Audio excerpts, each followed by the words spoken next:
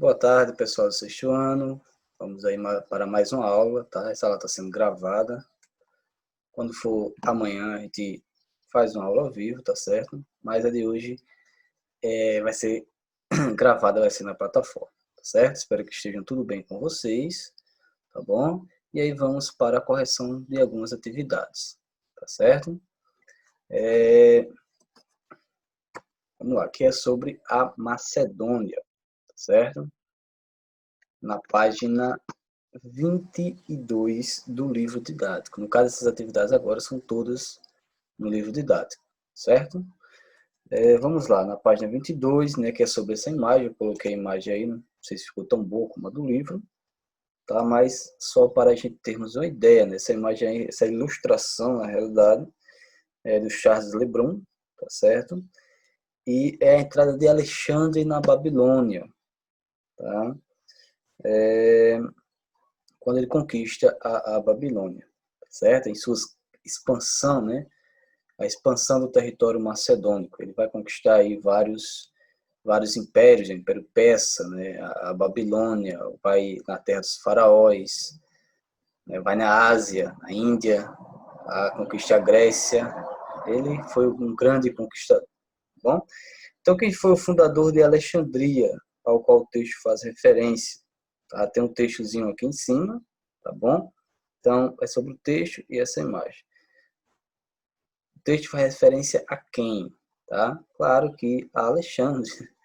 Se é sobre o Império Macedônio, a grande figura, né, da Macedônia, até mesmo em parte, né, dessa difusão da cultura helenística, em parte não, uma boa parte relacionada ao Alexandre, também conhecido aí como Alexandre Magno, Alexandre o Grande, Alexandre o Conquistador. Então tem vários nomes aí que remetem a ele, tá bom? Então a questão 1 aí, vocês anotem, né? Espero que vocês já tenham enviado para mim, já tenham feito essa atividade, estejam apenas corrigindo, isso é importante para o aprendizado de vocês, tá bom? Então, Alexandre, né? No ano de 331 a.C., tá certo? Questão 2. De que forma Aristóteles contribuiu para que a cultura helênica fosse difundida por todo o Império Macedônico? Pessoal, quem foi o tutor de Alexandre? Não foi o Aristóteles? O seu pai, o Filipe II, o pai de Alexandre, acaba contratando Aristóteles para ensinar, né, sobre a cultura grega, né, sobre a cultura, sobre a religião, sobre a política, né, ao Alexandre. E aí ele acaba, né, por fazer com que o Alexandre passasse a gostar dessa cultura, né? E a partir do momento que o Alexandre ele conquista a Grécia e ele vai expandindo seu território macedônico, ele vai difundindo, né, a cultura helênica, né? Helênica que vem do herói grego Heleno. Então os gregos diziam que era descendentes de Heleno. Então o Alexandre, por isso é helenístico, tá? Aí o Alexandre ele vai espalhando, né? Ele e os seus generais, mas claro, deve-se principalmente a Alexandre o Grande, né? Essa difusão da cultura helenística, claro, com a participação muito importante aí do Aristóteles, né, que faz com que o Alexandre passasse, né, a ver com outros olhos a cultura grega, né, a gostar dessa cultura, a querer praticá-la. Tá belezinha? 3. Sobre a importância, né, da biblioteca de Alexandria. Qual a importância? E aí já acho que já é na página 23, tá certo? 23 do livro didático, né, que é sobre a importância, né, da biblioteca de Alexandria, tá certo? O que é que vocês acham? O que é importante? O que é que tem de importante numa biblioteca, né? A biblioteca tem conhecimento, tem livros, né, tem pesquisas, tem estudos, e com a biblioteca de Alexandria não era diferente, né? O Ptolomeu, né, acaba, não sei se ele fundou, mas ele investiu muito nessa biblioteca, certo? E aí não restou muita coisa dessa biblioteca, tá? Não restou quase nada, mas aquilo que sobrou, né, da biblioteca de Alexandria explica muito sobre a vida naquela época, sobre os acontecimentos daquela época, né? O próprio, eu esqueci o nome dele, né? Aristótenes, não sei se é esse. Acho que é esse, que ele acabou descrevendo a Via Láctea, né, a partir desses estudos feitos na Biblioteca de Alexandria. Então, era bastante importante a Biblioteca de Alexandria, tá certo? Bastante, bastante mesmo. E aí tinha muitos livros, tá? Ela foi destruída, a maior parte do seu acervo foi queimado, tá? E só que tudo que a gente sabe hoje, né, não tudo, mas quase tudo daquela época é devido aos esforços, né, de quem manteve algum resquício, alguma fonte ainda viva desse momento, certo? Então, a gente pode pensar nas bibliotecas hoje, né? Bibliotecas virtuais, tá bom? Bibliotecas, né, nas nossas escolas, bibliotecas dos municípios, certo? Tudo isso é importante porque leva à leitura, leva ao conhecimento e deixa também, pessoal, para as gerações futuras o conhecimento que tínhamos antes, os estudos que tínhamos antes. Tá certinho? E aí, ainda sobre, né, essa obra da página anterior, tá? Aí já é a questão 4, tá? A obra aí, né? O que é que narra, né? A letra A da questão 4, né? Tema retratado da obra. Qual o tema retratado da obra? Né? A entrada de quem? A entrada triunfal de Alexandre na Babilônia, certo? É o momento que ele conquista a Babilônia, ok? E a questão B é elementos da obra que podem ser relacionados à cultura grega. Tem muita coisa aí, certo? Não sei se dá para vocês perceberem, mas, por exemplo, as construções, tá? As construções aí, ó, a setinha, vocês estão vendo minha setinha aqui, ó? É uma construção dórica, né? Com colunas, tá certo? Dóricas, jônicas, tudo isso aqui é influência grega, né? Dos dóricos, dos jônicos e dos coríntios, tá certo? As vestes dos habitantes, né? Pode perceber que é parecido, né? São tipo uma saia, não sei bem dizer o nome, tá? Vestidos por essas pessoas. E a coroa de louros usada por Alexandre. Eu não sei se vocês estão percebendo aqui, Alexandre, em cima dessa. Não sei, eu esqueci o nome desse meio de transporte. Tá? Mas aí podemos perceber que o Alexandre está com uma coroa de louros. Então a gente já percebe que a cultura grega ela já está presente aí tanto no Alexandre como também em seus soldados e como também nos povos em que eles estavam conquistando, tá certo? Então, é bem interessante mesmo, certo? Prestem atenção. E aí, vamos lá para a página 24, tá, pessoal? Página 24, questão 1, tá? Essa 1 é bem interessante, eu falei várias vezes, já repeti, já revisei, espero que vocês tenham aí acertado, né? Você vai estabelecer a relação entre as guerras que os gregos tiveram com outros povos e entre si, né? E por que essas guerras favoreceram a conquista macedônica? A gente pode falar o que das guerras médicas, né? As guerras entre persas e gregos, foram mais ou menos duas que eu citei.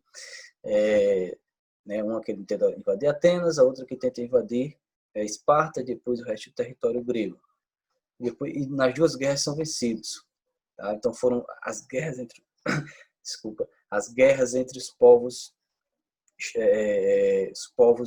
do exterior, né? No caso, que não eram gregos. Né? Então os persas invadiram duas vezes. Com essa guerra, pessoal, foi criada a Liga de Delos, tá? Com a liderança de Atenas. Esparta, não com receio, mas querendo também ter muito poder, porque era uma cidade-estado militar, né, de guerras mesmo, de conflitos, porque era treinado para isso, acaba formando aí a Liga do Peloponeso. Então, Esparta, Liga do Peloponeso, Atenas, Liga de Delos. O que é que acontece? Essas duas cidades-estados vão se enfrentar a Liga do Peloponeso vence a guerra, tá? Porém, as cidades-estados gregas ficam fragmentadas. Elas ficando fragmentadas, a Macedônia, né, do Filipe II, nesse momento, acaba se aproveitando, né, da diminuição da força militar das cidades-estados gregas e acabam conquistando. Logo depois, o Filipe II morre, o Alexandre assume e, né, concretiza essa conquista. Ou seja, as guerras entre povos, né, as guerras entre povos de outros povos e as guerras entre as cidades-estados gregas, né, diminuíram a força, né, das cidades-estados gregas, a força militar, e favoreceram a conquista macedônica. Tá? Espero que tenha entendido, já falei, estou só revisando. Tá bom? Questão 2. Cita as principais características culturais dos macedônicos. Quais eram as principais características? Né? Eles falavam grego, né, grande influência, né, da cultura grega, eram politeístas, tá certo? Eles eram politeístas, pessoal, e adoravam também divindades, tá? Essas divindades tinham defeitos e virtudes igualmente aos deuses gregos, certo? Eles se assemelhavam muito aos seres humanos, tá certo?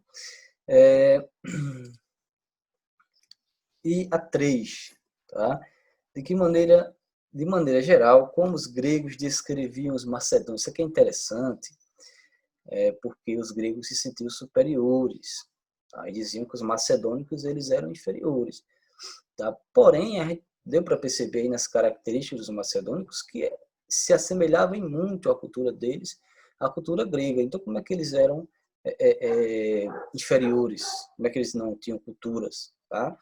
Então, essa questão 3, pessoal, é uma visão dos gregos, tá certo? Entendam que não é uma visão do livro, não é uma visão do professor, não. É uma visão que os gregos tinham dos povos macedônicos, tá bom? Então, a visão que eles consideravam os macedônicos era o seguinte: eram primitivos, ou seja, não tinham desenvolvimento nenhum, eram beberrões, ou seja, se embriagavam, né, com bebidas, e briguentos, ou seja, eles não tinham educação, ou seja, eram um povo inferior, tá bom? Ou seja, que não merecia atenção, tá bom? Então, isso era a visão dos gregos, certo? 4, a questão 4 é interessante, né? É de marcar, mas a gente pode fazer uma discussão, né? Sobre o processo de sucessão na Macedônia, né? Como era esse processo de sucessão? Se você voltar lá na página, deixa eu ver aqui para vocês, se eu encontro, lá na página 19, tá, do livro didático, você vai ter ali no terceiro parágrafo da página, tá? No terceiro parágrafo. E vai dizer o seguinte, tá? Se você ler o livro, você vai rapidinho responder essa questão. As sucessões monárquicas eram geralmente decididas após traições e lutas sangrentas. Filipe II, por exemplo, chegou ao poder em 359 a.C., aos 23 anos de idade, e para se tornar rei, fez desaparecer o legítimo herdeiro do trono macedônico, um sobrinho, no caso já vai 2, e ainda matou 3 irmãos. Então ele matou aí, ou se livrou, né, de 5 pessoas que eram descendentes desse trono para ele se tornar rei.